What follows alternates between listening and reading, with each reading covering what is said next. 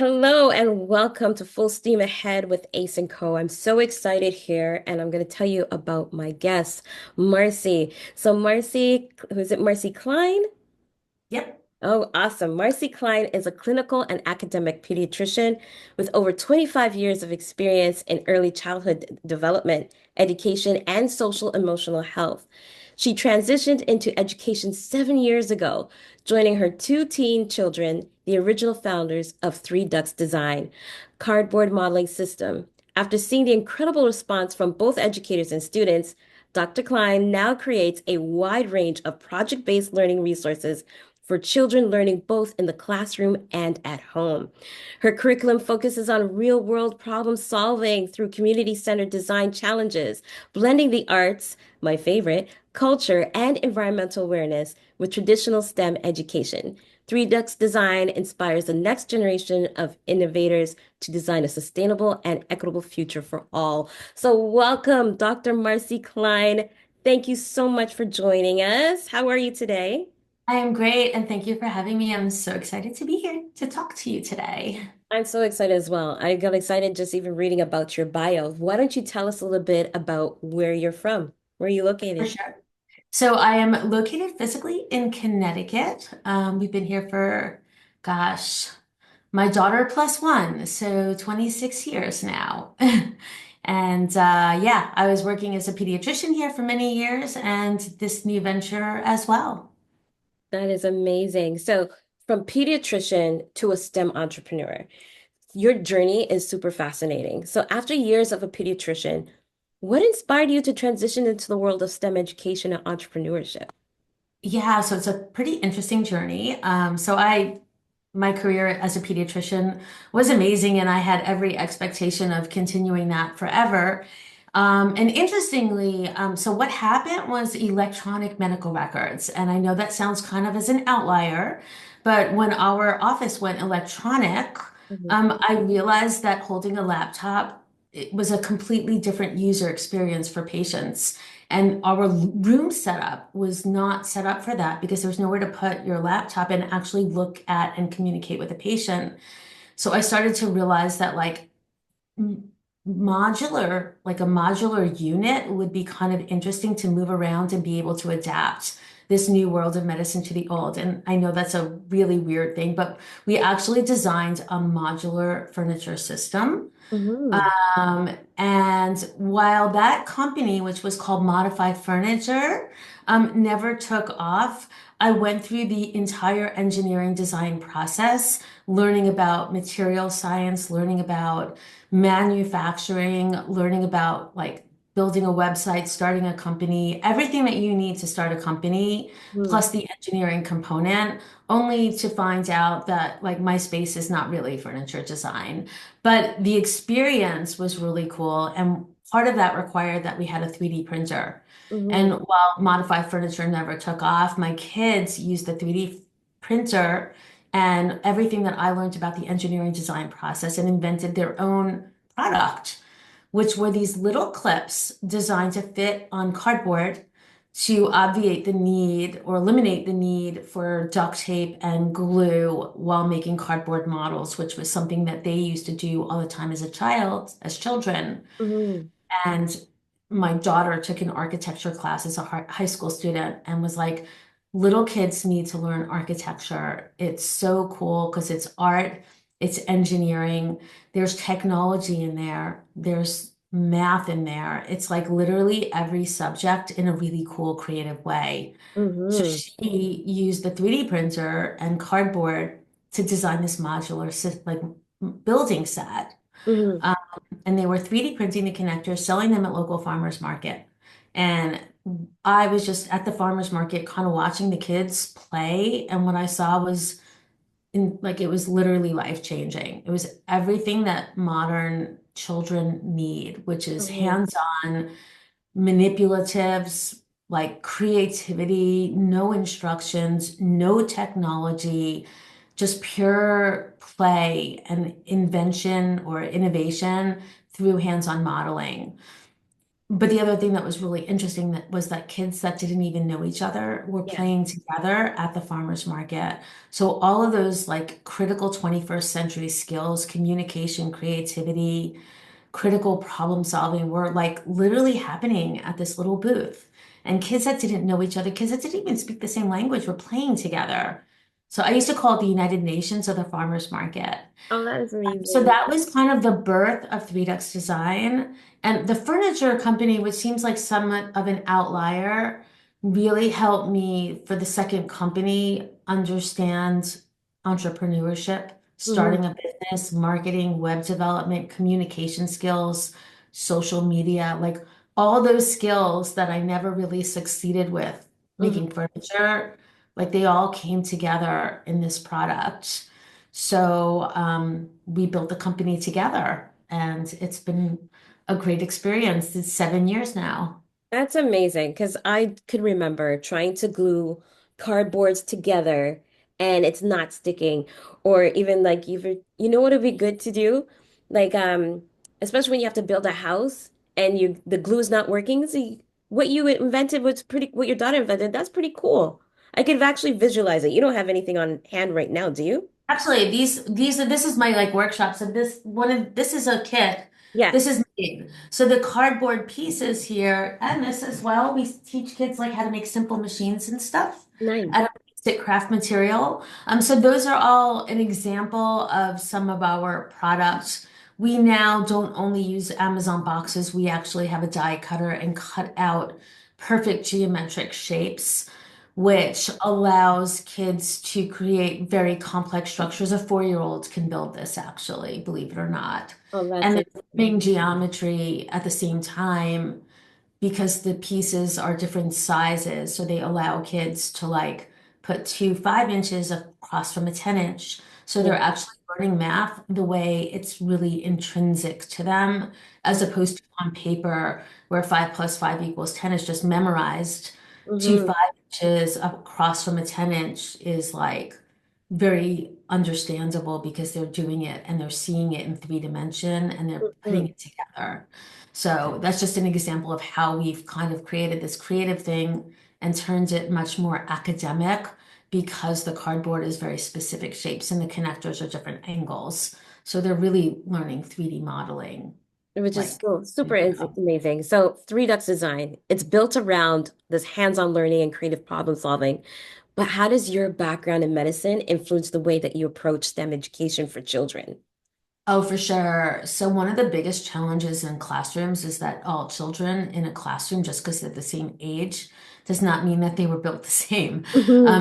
You have your little artists, you have your mathematicians, you have children who might have difficulties in fine motor, and then you have some that are like way excelled in fine motor. Some are good at communication. Like there's a wide range of kids. So the nice thing about our product, in particular with the project-based learning, like challenges that we create, like the lesson plans and units, it really allows all kids not just to learn at the same time, but actually add something unique to the mix in these projects. Hmm. So imagine building this building that's all white because you're really good at engineering. And I don't know if you can see it here, but there's actually like engineering going into this with a little elevator in the Oh, that's middle. so cool. So it's Yeah. actually designed the way a real elevator is designed. Yeah. So they're learning about pulleys and counterweights and all this complex math.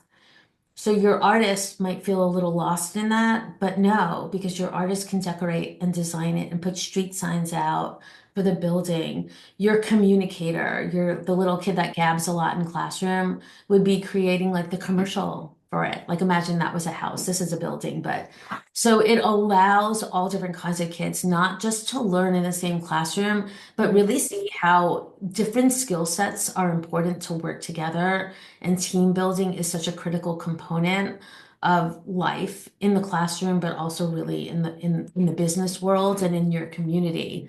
So, Mhm. like being a pediatrician and understanding the nuances of child development and how every child's needs, like special skills and special challenges, can come to the table and allow amazing things to come out the other end. Yeah, this is so amazing because your company it's emphasizing the design thinking and creativity, right? So Exactly. now we're talking about integrating art and storytelling into STEM education. So why do you think that is so essential for these young learners today? I mean, it's literally the skills that they're going to need in the real world. Math, just for an example, like we're going to the supermarket, like you need math, right, to calculate how much your food is. I mean, not anymore, but in the real, originally, before there were computers and like just scanners, like you would actually calculate how much, you need to spend, but you also are looking at the nutritional information. So you have to have a little health background. You need to communicate with other people in the supermarket to know where the milk is and where this is. So, like, life is not a vacuum of one subject. When you work on a team in business, you have your creatives working with your engineers, working with your computer science people. Everybody has to work together. So, what we're creating in the classroom is experiences through play and fun and highly engaging content, but Mhm. we're giving kids the skills that they're actually going to need in the real world. How to leverage your skills, but understand your own weaknesses and work with teammates who have different skills and work together. Oh yeah, because collaboration is so important. I could just imagine how it would have been different for me if I knew that anytime I had to learn math, that we could associate it with art, we could associate it with building, with engineering. And I think a lot of times we tell ourselves when we're younger that, oh, math is too hard. I don't want nothing to do with it. But I'm so excited to see that Three Ducks Design has come up with their own plethora of different activities where they encompasses the math and the arts, the critical thinking, the storytelling, and all of it, which is so amazing. So, Yeah. as we know, the world is rapidly changing with AI, automation, and digital transformation. So, what skills do you think that kids today need to thrive in the future of STEAM careers? Yeah, so I mean, it'll be interesting to see what quote STEAM or STEM careers look like in the future since AI is going to take over so much of like the math and the engineering. For one thing, a lot of people like, oh, we're not going to need to read anymore. We're not going to need to add anymore. That's like not true. Like, how many times is ChatGPT number one just completely wrong? But you still need to understand those concepts. And honestly, I don't think every child in this world needs to learn calculus AB or BC. The truth is, like, maybe we need to rethink education a little bit, but we still have to understand the concepts and the basis to understand how AI can be used and how it applies to the real world. But there's a whole world of all of those 21st century skills that computers, no matter how smart or quote super intelligent they are or creative they are, they'll never replicate humans. So humans need to harness those skills that AI will never do. Mhm. And that's our sweet spot. That's the thing that keeps us, important in the world is taking things that like, I mean, at the end of the day, a computer is programmed and it's based on data that's entered. So it might be, quote, creative by mixing things up a little bit, but it doesn't take real world experiences and humans and emotions, syntax, context, facial expressions, and all that to put it in and formulate like a concept of who I am and how I can be a part of a business or a Mhm. community, depends on, what you're doing or a family for that matter. I think taking those human skills are just so much even more important because that is what differentiates us from AI. It's what makes us unique, right? And you can Yeah. even see it in today. Tons of people are recognizing what's AI from what's not. So they're like, Mhm, oh, did AI create that? So there's going to be an appreciation even more so for human ability and mhm. the way we use our imaginations and the way we use our life experiences to tell that story. Absolutely. And AI is never going to be you. So you always have your own human experiences, and no one else, no computer, no other person can have that same experience and have, so you always have something valuable to put at the table and to share with others. Hmm. Um, so yeah, I mean, I think that's a key component of learning for the future and work in the future. For sure. So now, many communities, they lack resources and hands-on STEAM learning. So, what are some ways you think educators or parents and organizations can make STEAM and STEM more accessible to all students? Yeah, I mean, I think it's so much easier than people realize. And so early on in our product development, like we literally use cardboard. It's corrugate. It's the stuff that you pack your boxes in. Mm-hmm. Accessible. It's all over the world. You can go to any supermarket and say, "Can I have some cardboard?" And they will like happily, like they have to pay to get rid of it. They would happily give it away. So you have this free material available to everyone in the world. When we were starting our product development, there were a few people that were like, "You should make those pieces plastic." I'm like, "That's Lego." You already have that. I don't need to recreate Lego. Lego's great. Lego serves purposes and it's wonderful product, but Mm-hmm. it's not free for all. It's not accessible and it's not adaptable because like you get a 2x3 piece, you can't make it into a 2x2. You'll never have a 2x2.5. It's always this one thing. Mm-hmm. Where cardboard is free, it's accessible, it's morphable, it's everything, but it's also nothing, which makes it able to become everything. Mm-hmm. So that's what's so wonderful about cardboard. Most of our projects are based on literally craft materials that are in everybody's junk. I think everybody probably has a junk drawer. That drawer where you like throw out all those trinkets and toys and whatever else you don't know what else to do with, you just hide it in a drawer. But that's like a drawer full of STEM and STEAM. Mm-hmm. People Mm-hmm. don't appreciate. So you can use those tools to create just as good a STEM experience as anybody with the highest technology, 3D printers, laser cutters, and like robotics programs, which could cost tens and $20,000 for a school. Our product, just a few connectors, and our project-based learning resources and quote found objects or loose parts play is all you need. In fact, it makes better STEM. Like Mm-hmm. STEM is the idea of, to me, or engineering is taking what you have with the constraints that exist and creating out of it. Following a book and following the instructions and coming out with the exact same thing that every other kid in your classroom has teaches you how to follow instructions, but it's not even STEM. Mm-hmm. Creativity and using random pieces that you have, that's where real innovation and creativity comes from. So I would say that people that don't have those expensive techie resources can have a better STEM experience than schools that have like this, $100,000 crazy maker space.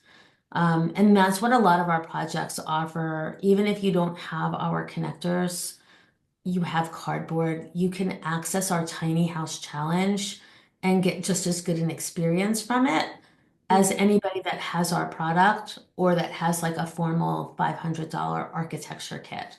Like the output is the same product, but the pathway there is so much more creative when you have the more limited resources, to be honest. So STEM is everywhere in the world. You just have to like call it that. I think that is so refreshing for educators, right? Because I believe that a lot of people think because they don't know what STEM is or STEAM, and for those that don't know, STEAM is the arts integrated into STEM, but a lot of people are afraid to even tackle that because they don't know about it, or they automatically think that it's coding and they're not interested in coding, or they don't know how to teach their students coding, but it's more than that. And I think it's refreshing to know that you don't have to have a piece of technology in your classroom in order for it to be STEM or STEAM. Another thing I like to remind people is that technology is the tool that we use, regardless of where we are, regardless of what industry, right?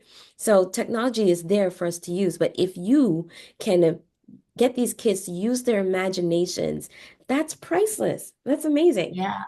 And like when even when it comes to technology, like kids that like schools that have a 3D printer, I can't tell you how many teachers come by. We do like events and we have a expo and like a booth at an ex like a teachers conference where teachers kind of come in, come out all day long.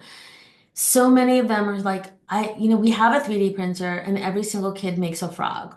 It's like, well, that's not STEM. Like you're giving them the file. They're watching the little thing go, and then they come out with a frog. That's really nothing about it. So what we do is we give them like this architecture model, and then say like they need a special piece, like a light switch for their light that they built into their model, have them design it, 3D print it, test it, and adapt it based on how it works. That's real STEM, and that's real using technology when it's needed. So it just brings so much more meaning to even that technology that classrooms use. And the same thing goes for like digital technology. A lot of teachers want to teach kids like PowerPoint or how to use Canva or how to use iMovie or Photoshop. So built into a project, like say they're building a tiny house and then they want to quote market it, create a real estate flyer. So it attaches meaning to that technology that is actually applicable.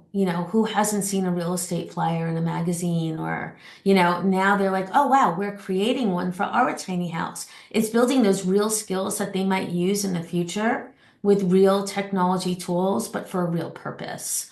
So even the technology that teachers are like, I just don't know what to do with it and how to use it, like architecture and urban design projects, because they replicate the real world, they're filled with all of the real skills that people need in the real world in this little miniature world that the kids created. And it's just magical to see it happen. That's awesome. So, from doctor to CEO, what were Yes. some of the biggest challenges from transitioning from the medical field into the world of business and education and product design? Like, what was it? Did you just wake up one day? Okay, it's like, yeah, this is it. Yeah, no, it does Over. not work that way.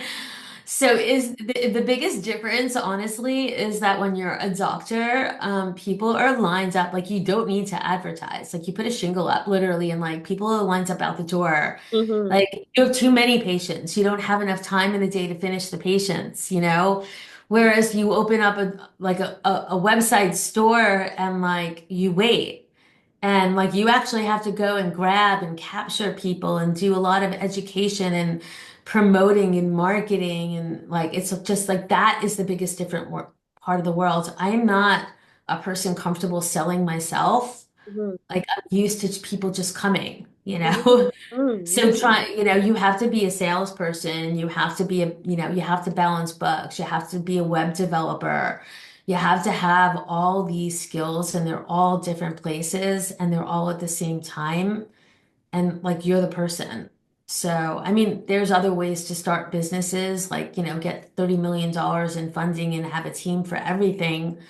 But when you're a startup, like grassroots, like you are everything. Yeah. So, the interesting thing was like I needed to create a marketing, campaign. So I need to learn Photoshop and how to do videos myself Hmm. and then promote them on social media. But I didn't know how to, like, as a pediatrician, you don't know how to take a photograph, like Hmm. in a marketing way. Yeah. Yeah. So typically, like a conversation in my bed at night, not to get personal, but like my husband's, next to me, I'm like, I have to hire a photographer. He's like, you don't have to hire a photographer. I'm like, yes, I do. I don't know how to take a photograph. He's like, get a book on your Kindle about how to photograph and just practice and do it. Like you could use your iPhone, get a couple lights and just figure it out. Like you graduated medical school. The conversation was always, you graduated medical school, you could figure out how to take a photo. And then like a week later, be like, you graduated medical school, you can learn how to take a video, you Hmm. know? And it's usually kicking and screaming and like, I can't. And he's like, you can. And then sure enough, I do. So there's a lot of imposter syndrome that goes into it. And Hmm. then running my first workshop for teachers, not having a formal teacher education background was another really big hurdle for me because it's like, yeah, sure, I'm a pediatrician and I know how to work with parents and I know how to work with children, but I don't know how to teach teachers how to teach in the classroom. Heck, I've never been in the classroom. So how do I tell them? Who am I to tell them what to do in their classroom?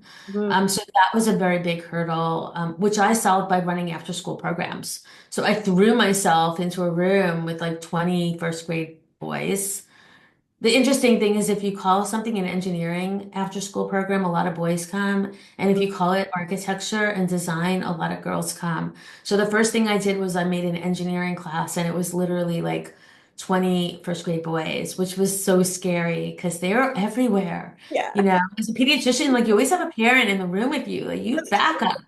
But like these teachers, like, oh my gosh, it's like crazy town, true. literally. But Hmm. I figured it out. And then I understood the experience from a teacher's perspective, what it's like to be one teacher in a room with 20 kids and have to like run these projects. So Hmm. it was a huge experience for me. And then warming up to teaching teachers how to apply our products in the classroom definitely was better. But there's a lot of like just leaping in there and being uncomfortable in Yeah. every role that I do. I'm uncomfortable as a photographer. I'm uncomfortable as a marketer. I'm uncomfortable as an educator.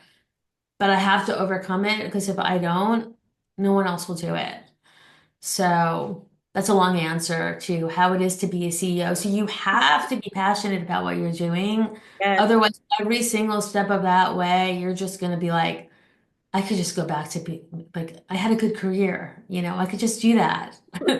So you really have to be passionate and believe in what you're doing. And honestly, like the idea of riches and making a lot of money doesn't cut it through those rough spells. Like you have to believe in what you're doing and Mhm. really think that there's an opportunity to make a difference in whatever it is that you want. For me, it's always been children and the next generation, but it doesn't have to be that same passion for other people. But like, and that's why the furniture company never took off. I'm just not that passionate about furniture. At the end of the day, it wasn't worth the effort Mhm. because I don't really care that much, you Mhm. know? Mhm. So that was a good lesson to learn.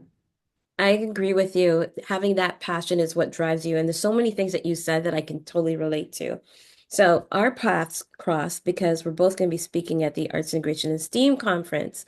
Well, the Institute of Arts Integration and STEAM is where I became a certified arts integration specialist. And one of my struggles is because I wasn't a teacher. So it was very struggling to try to figure out, okay, how am I going to educate educators on what Hmm. arts is in STEAM? So I could totally relate to that, but it's the passion that kept me going and pushed me forward. And look where we are now. Here we are talking about our journey. So thank you for sharing that. You also mentioned that when you called the program engineering, the after school program engineering, you had a whole bunch of boys. And then when you called it architecture, you had more girls show up. Now, women are still underrepresented in many and STEM fields. So, was this one of the strategies that you think is effective, or what other strategies do you think would be effective in empowering girls to pursue these different careers? Yeah, that's really interesting. I actually did a panel discussion at FETC, which is the Future of Education Technology Conference, which is a huge ed tech educator conference. And I did a panel discussion with different women from different backgrounds and cultures and different age groups and different like professional backgrounds, including a student who's Mhm. 13 there, basically specifically on this subject. And we had different opinions on all of this, to be perfectly honest. Mhm. Um, like I think life is a bell curve. Like not, it's not black and white. Like you're either this or you're that. Life is a bell curve. But on average, boys tend to be a little bit more mechanically oriented and girls tend to be a little bit more artistically oriented. And I think by accident, I didn't mean to do an engineering course like have all boys, but I think nature just, there's nature, there's nurture, but there's still nature, Mhm. and we can't ignore it. Yeah, Um, yeah. and if we ignore it and we choose to ignore it, I think we're not being honest with ourselves and our community. Um, so that being said, architecture and engineering, that's when you pull everybody in. There are a lot of people in the mindset that like specialty programs specifically for girls are important. And I agree. I think it's a great safe space for them to really embellish and really expand their own skills without being like overshadowed by Mhm. boys. Mhm. But at the same time, I think it's critical to have environments where they're working together. Same thing with cultural sensitivity. Yeah. Um, I think it's important to have programs for like a specific culture. But in the real world, we're not working in little microcosms of only girls of this culture work in this business and only boys work in that business. Like we work together. We work with gifted and talented. We work with special education. We work male. We work female. We work black, white. Like life is a hodgepodge. Mhm. And I think it's really important to create experiences that allow and welcome everybody and in a safe and protected way integrate these challenges Mhm. in an experience. So, for example, if we're running a program and a boy is starting to take over the engineering and the girl is kind of being a little shy about it and wanting to get involved, but being bullied a little bit, like there's a perfect safe space opportunity to address that, you Mhm. know, by ignoring it, by segregating all these things. Like you never have to force kids to do that. So by creating these cohesive environments where they're forced to have these little mini altercations and figure out how to get past it and problem solve, that's practice for the real world. And I think that that's critical as well. Yeah, so that's my long answer to having both. A safe space where you can flourish and you can be who you are, Mhm. but then also forcing you into uncomfortable situations where you have to find that autonomy and that strength and that team building or let go of your strength and let other people in as a skill. So I think both are really important. I would totally agree with you. I had someone mention to me that it's important to for boys also to learn how to work with empowered girls. And I was like, Mhm. that is that's a very good one. It is important Yes, because in the real world, you're right. You're where are you going to find that there's companies where it's just all women, right? exactly. So And very the important. best things come out of multiple perspectives. Yeah. You Yeah. know, I mean, there's plenty of products out there that like, are focused on one sex, you know? And if you don't have both there to discuss it and understand it and what the problem really is, you're not going to come out the other end with a good product that's actually usable. Exactly. You need to have both perspectives. Right. Okay, so we've talked about so much today, including, having that passion. And you talked about being able to put on different hats even when you're not comfortable. So I guess that would be like overcoming your self-doubt. So many Mhm. women struggle with the confidence, especially in technical fields, or even to even start their own business. But as a woman who successfully switched careers to build a STEM company, what advice would you give to women that are looking to break into STEM or entrepreneurship? Um, well, number one, just dive in and do it. Be educated, educate yourself a lot. And just, I mean, to me, networking with people that have had experience that are a little further ahead than you. Honestly, LinkedIn is one of like I have a lot of friends, quote, friends on LinkedIn, but unlike Facebook or like wherever else, like I actually know them. And Mhm. I never reach out to someone on LinkedIn. I think we may have connected on LinkedIn. Like I don't connect with someone on LinkedIn unless I want to actually have a Zoom conversation with them and learn about them. And maybe they're a few steps ahead of me in business. Maybe they're just starting out. There's something to be learned on both sides. Like I have gained skills that by sharing them with other people that are like, not lower than me, but like earlier in their career than me, they're going to test me on that. And I'm going to have to be able to answer those questions. And at the same time, I have a million questions that I could ask someone a few steps ahead of me.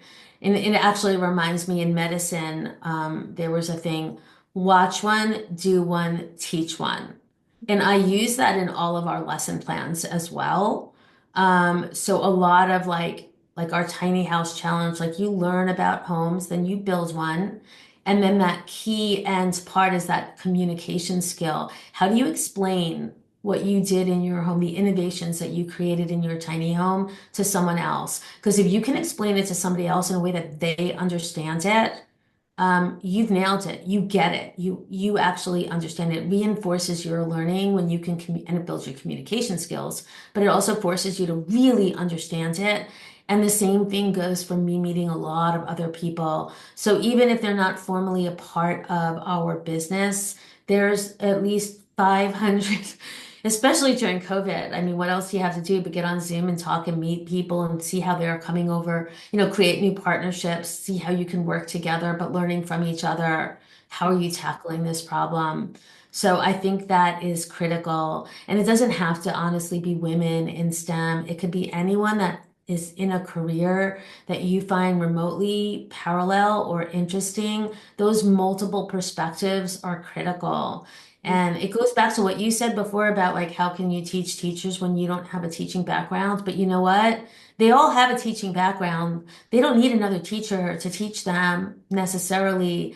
You have different perspectives and different skills and different life experiences that are so important that were not taught in teaching school. Mhm. So you might not be a teacher, but you have a world of experience that's unique that can still help boost those skills for educators. Of course, right? Because we all have different gifts.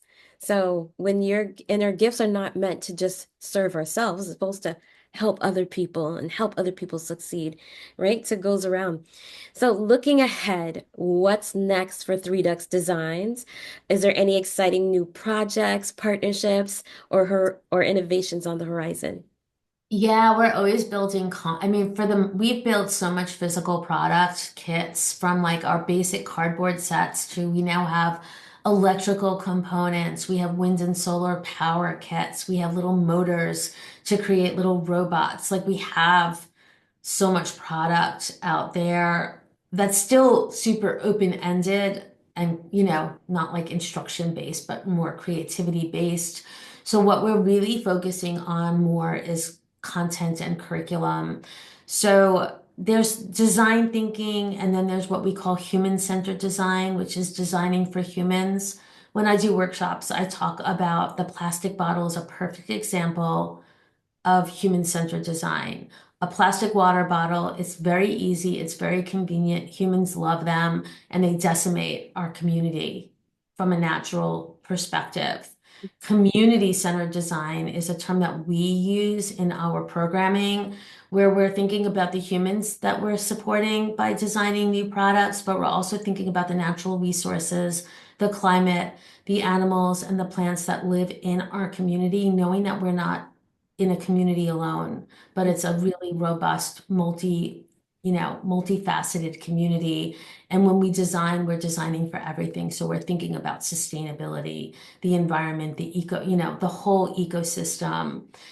And of course, this is what always happens. I forget my original question, but so basically, through community-centered design projects, most of our projects focus on a particular part of a community. So we have Build a Tiny House Challenge, we have Build a Zoo, Build a Nature Preserve, Build a Pollinator Pathway, Build Downtown Main Street, which is its own mini like entrepreneurship project within our product, where kids build their own stores and come up with a business plan. So in the end, there's endless parts of a real community. So there's endless opportunities for us to expand our programming, like design the health center of the future. So it's more through projects than physical products that we're hoping to expand. And ultimately, imagine a K-8 school or K-12 school with every grade building a different part of the community and then having a celebration of community where family and industry and the town, politicians come in and see the youth's version of the community of the future. So that's kind of what we're building up to by new content. That is so awesome. So, how do people find out about you? How do they find out about Three Ducks Designs?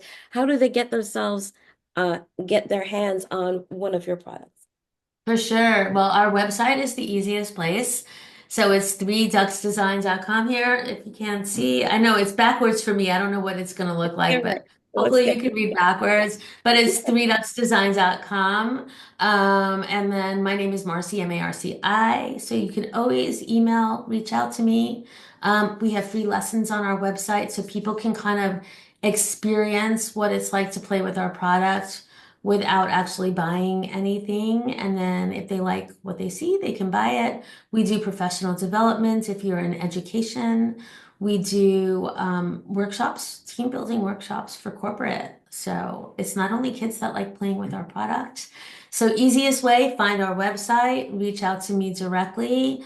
And I'm always happy to get on a Zoom with anybody and talk through their questions and help them find the right products and projects for their interests. So you're located in Connecticut. Now, does Yeah. 369 only serve the US or outside of the US as well? We ship directly all over the world, but we have resellers in Canada. We have resellers in Singapore and Australia. So those are much easier to ship from those distributors. But we do also ship anywhere in the US. I mean, in the world. That's awesome. So you're a global company. We are getting there. Well, it is such a pleasure to speak with you today. Thank you for sharing about your passion and your journey and sharing Thank about you. Three Ducks Design. So, Well, folks, thank you have it you. here. You know where to reach her, and we'll have that information also available for you. So, thank you and have a wonderful day. Thank you. Thank you for having me.